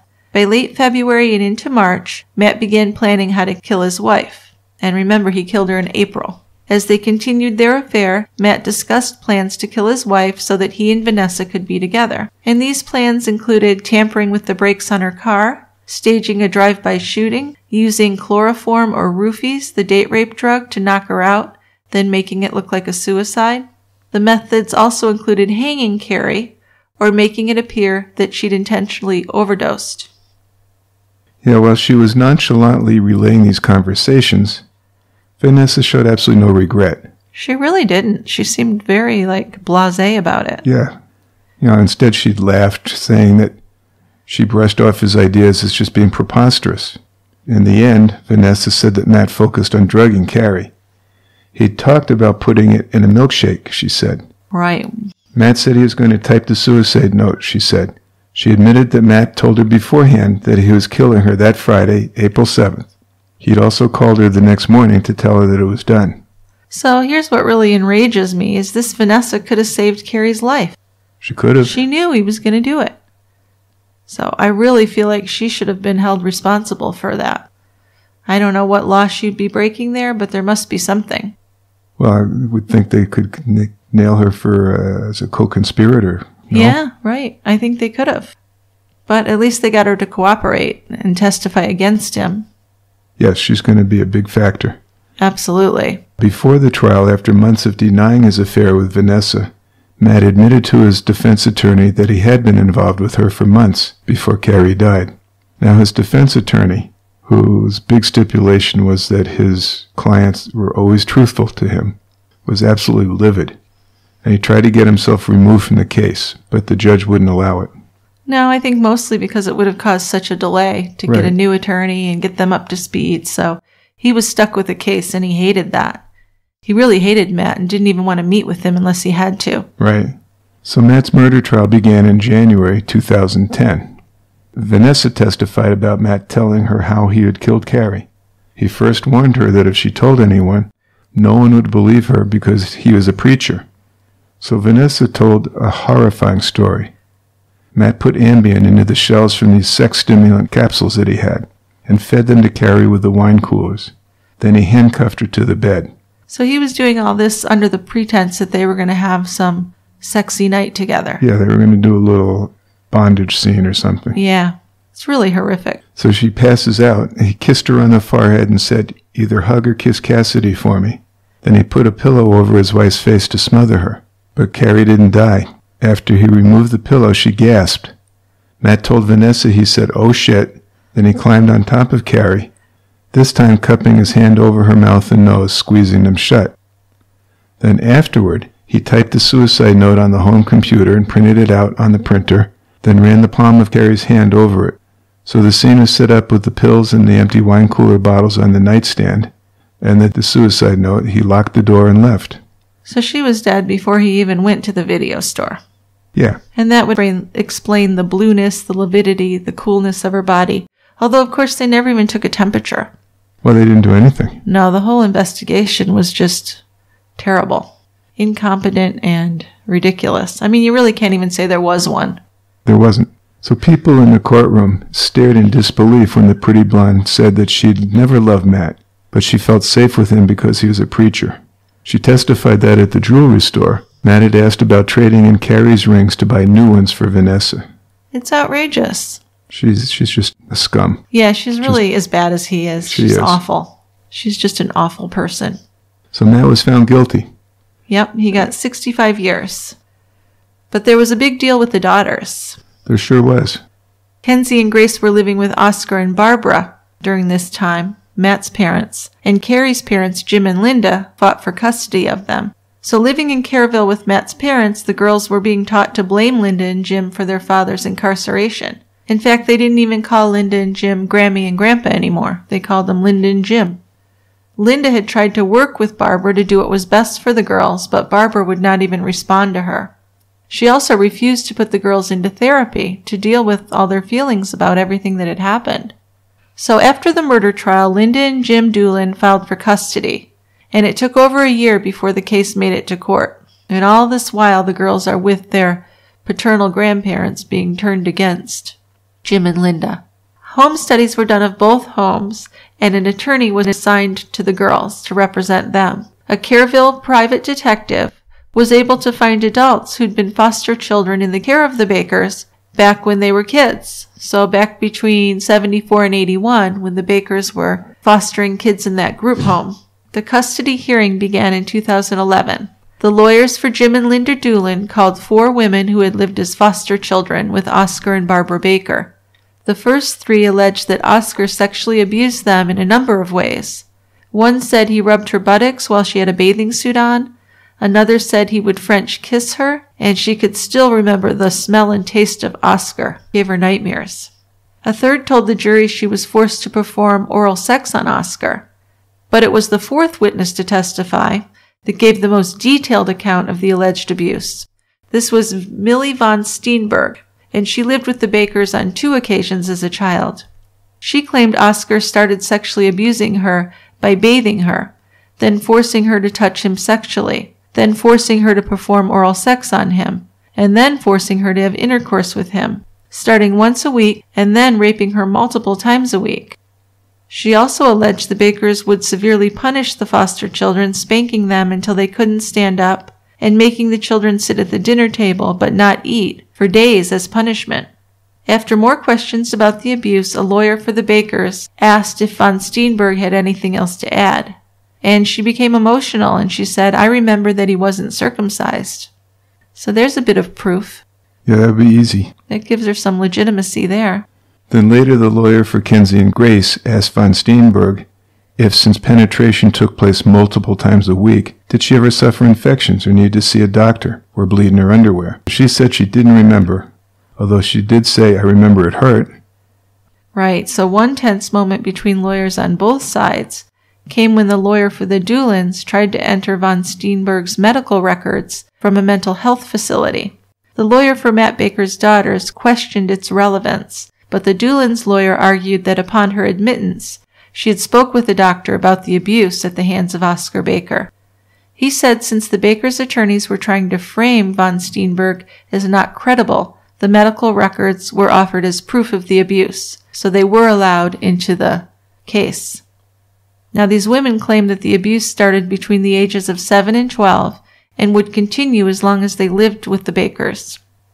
They also said that Oscar allowed other foster children in the home to sexually abuse them, once including a girl's own brother, and that Oscar brought her to a prominent doctor and pastor in Kerrville, and they also abused her.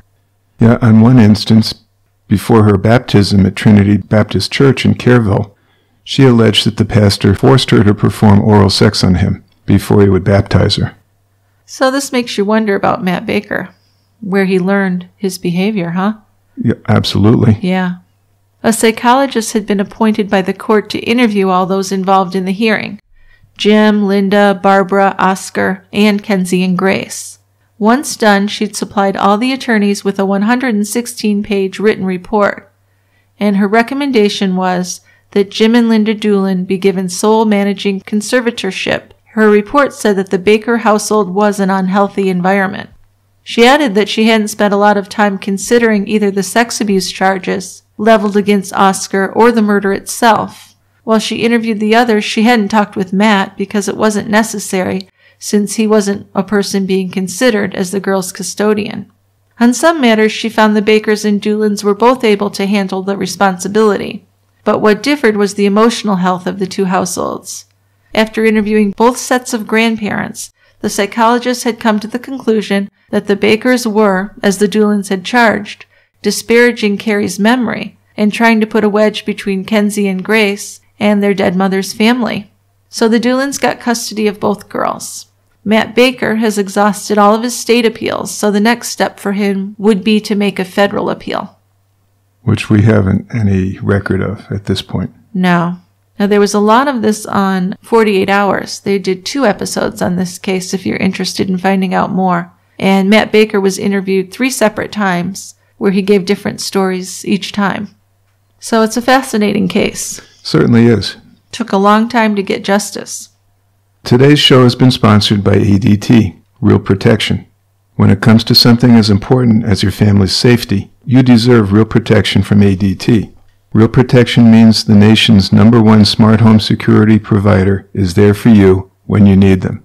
Real Protection means 18,000 employees safeguarding you. No matter how you define safety, ADT is there. ADT, Real Protection. Visit adt.com/podcast to learn more about how ADT can design and install a secure smart home just for you. The music for True Crime Brewery was written and produced by Tristan Capel. This is the time in our show when I tell our listeners about our members-only episodes, produced exclusively for our Team Tie Grabber members, as well as our Patreon supporters. In February, our members-only episode was about female serial killer Sheila Labar, who actually seduced, abused, and killed young men on her New Hampshire farm. This month, we're doing a members-only episode on a man named Robert Reldon. He was a serial rapist and murderer, a handsome charmer type of guy like Ted Bundy, who had a friendly smile and he really inspired trust from people and then used it against them. For 20 years, he caused a dozen or more unsuspecting women to drop their guard and place themselves in danger with him. We have other episodes on the feed that everybody who joins gets. We have episodes on Diane Downs, O.J. Simpson, Tina Watson, Robert Fisher, as well as Clara Harris. If you'd like to give support to the podcast and get some extra episodes, just go to our website, tiegrabber.com, and join. You can also join on Patreon, and our link is patreon.com/tiegrabber. Our members also get a gift, a snifter or a bottle opener. And I always throw in extra, stickers, magnets, stuff like that. One other thing, we also appreciate reviews on iTunes or wherever you listen to the show. Thank you so much for everything. Now it's time for feedback. If you have feedback and you want it read on TCB, send us an email to truecrimebrewery@tiegrabber.com or tell us what's on your mind by leaving a voicemail on our Leave a Voicemail tab on the right side of the screen of our website homepage. Either way, we love to hear from listeners. Okay, we got a few feedbacks today. I have a couple voicemails for you. I love voicemails. Let's keep those coming. Okay, the first voicemail is a case suggestion from Jen. Hi, Jill and Dick. This is Jen calling from Milwaukee, Wisconsin. And I am just calling in for a couple of reasons. One, to say how much I've been enjoying your podcast. When I first started listening, which wasn't that long ago, and I've been binging ever since, by the way, I texted my husband and I said, I like this True Crime Brewery podcast. It's 2 people that sound like my parents' age, but they're like the ideal parents. They discuss the case reasonably and objectively, and they take sides, but don't bicker. So, I also have a case recommendation and a beer recommendation. My case that I want to recommend is one that actually I noticed now has been recommended in the past, the Lori Bembenek case. Seems like there are many elements to this case that are worth digging deeper into to kind of find the truth. I was impressed by an article I read just recently in Milwaukee that I think it was a private investigator involved with the case just passed away. He was like the main investigator for her side of things, and just that he had never stopped trying to exonerate her and bring the case to like a final justice. So on to my beer recommendations.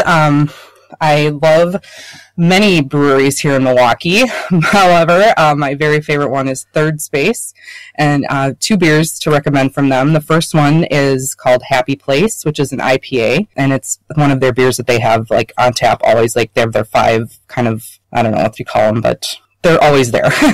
And it's really delicious. I love IPAs in general, but it's not too bitter. The IBUs are fairly low for an IPA, like in the mid 40s, I think. So that's my favorite one to drink, especially in the summertime. Cool off, be refreshing sort of taste there. And then also my second favorite by them is called Unite the Clans. When I don't feel like an IPA, I order Unite the Clans, which is a Scotch rye ale.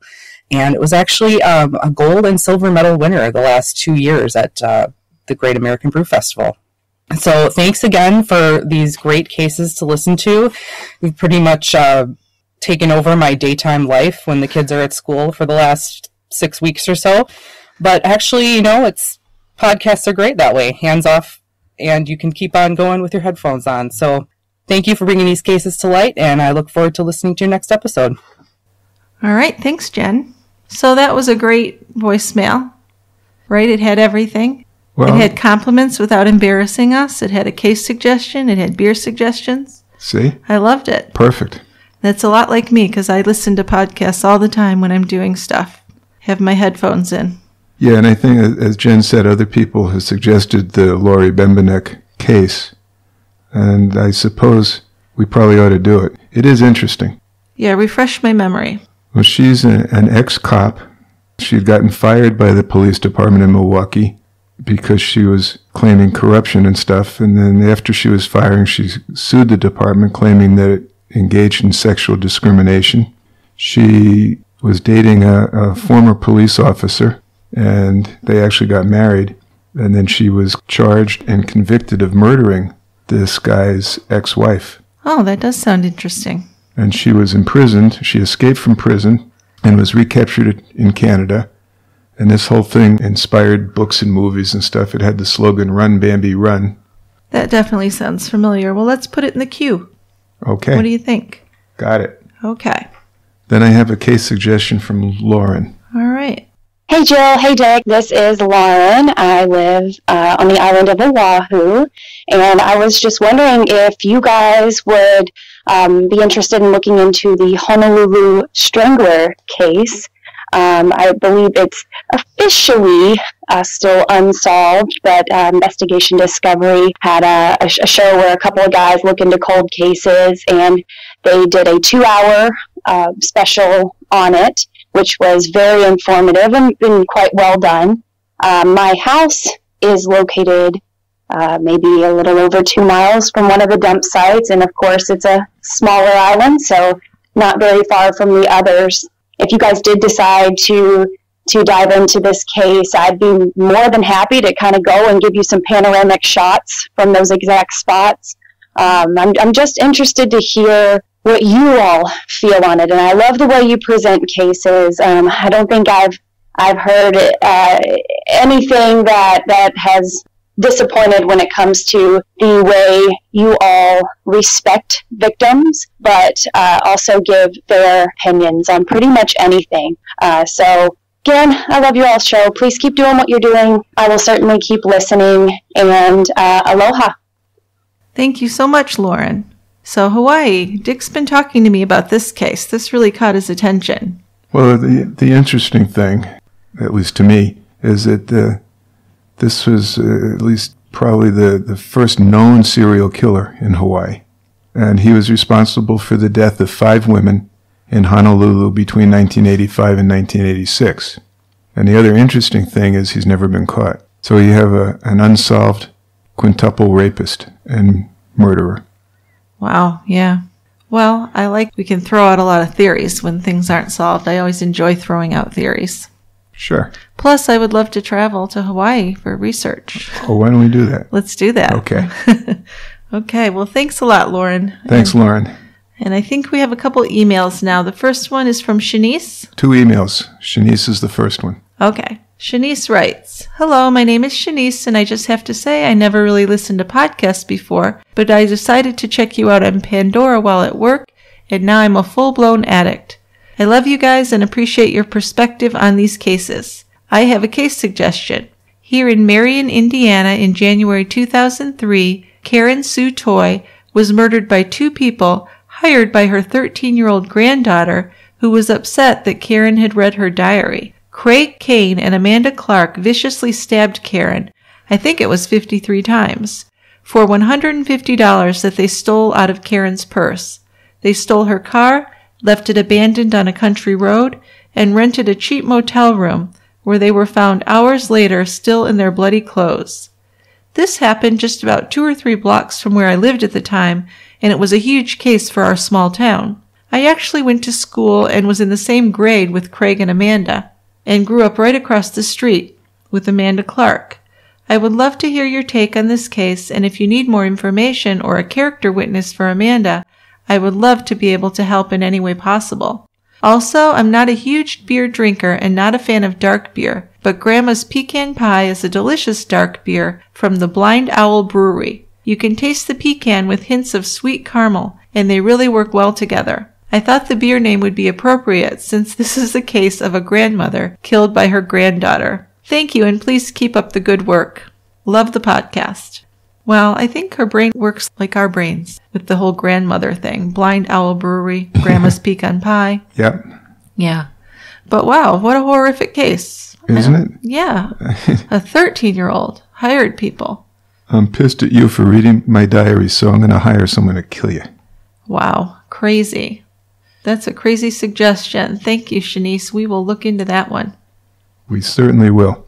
Then one more case suggestion from Lisa, who says, "I love listening to your podcasts. I listen to a lot of storytellers, and I can honestly say you are the best ones I have listened to. Wow. My. You have the ability to put a fresh spin on stories I have already heard, and I always find out new information I have never heard before. I would love for you to do a story on Stephen Stainer and Kari Stainer. In the 70s, Stephen Stainer was kidnapped by a pedophile who held him for years until Stephen's captor kidnapped a young boy. And this Stephen and this young kid were able to escape. So happy ending for him, although he later died in a motorcycle accident. Stephen did? Stephen did. And then years later, it was found that his brother Kari was the Yosemite serial killer. Oh, I didn't know about that. And Lisa goes on to say, I've heard stories about one or the other, but no one has really done an in-depth story with all the information about both of the brothers. All right. That one has been recommended before, and I think we do have it on a list somewhere, so maybe we should put that in the more recent queue. Let's I like do that. the idea of that one. Doesn't it sound interesting? Looks like there's really a lot to dig into. I like that, yeah. So I think we will do that one soon. Thanks, Lisa. Thank you. Well, thanks to everyone who's written and left voicemails for us this week. I know feedback is my favorite part of the show, so I'm really happy when we get some good feedback. Absolutely. So thanks everybody for listening and for your feedback, and we will talk to you next week. We'll be at the Quiet End. You look for us there. Yeah, that's a good place. All right, bye-bye everyone. Bye.